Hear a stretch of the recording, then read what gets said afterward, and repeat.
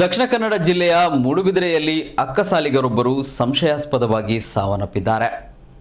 ತೋಡಾರು ಗ್ರಾಮದ ಸೀತಾರಾಮ ಆಚಾರ್ಯ ಅವರು ಮೃತಪಟ್ಟಿದ್ದು, ಪೊಲೀಸರು ಸಂಶಯಾಸ್ಪದ ಸಾವೆಂದು ಪ್ರಕರಣ ದಾಖಲಿಸಿಕೊಂಡಿದ್ದಾರೆ.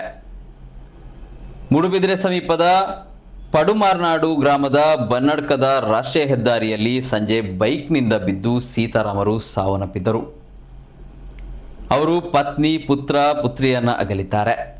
ಮೂಡುಬಿದಿರೆಯ ಜ್ಯೋತಿನಗರದಲ್ಲಿ ಚಿನ್ನಾಭರಣ ತಯಾರಿಕೆಗೆ ಸಂಬಂಧಿಸಿದ ವಿಘ್ನೇಶ್ ಮೆಷಿನ್ ಕಟ್ಟಿಂಗ್ ಎಂಬ ಉದ್ಯಮವನ್ನು ಅವರು ನಡೆಸುತ್ತಿದ್ದರು. ಜನವರಿ 3ರಂದು ನಡೆಯಲಿದ್ದ ಅವರ ಪುತ್ರನ ಉಪನಯನದ ಕಾಗದವನ್ನು ವಿತರಿಸಿ ವಾಪಸ್ಸು ಬರುತ್ತಿದ್ದ ವೇಳೆ ಬನ್ನಡ್ಕ ಬಳಿ ಈ ದುರ್ಘಟನೆ ಸಂಭವಿಸಿದೆ. ಪೊಲೀಸರು ಸಂಶಯಾಸ್ಪದ ಸಾವು ಪ್ರಕರಣ ದಾಖಲಿಸಿಕೊಂಡಿದ್ದು ತನಿಖೆ ನಡೆಸುತ್ತಿದ್ದಾರೆ.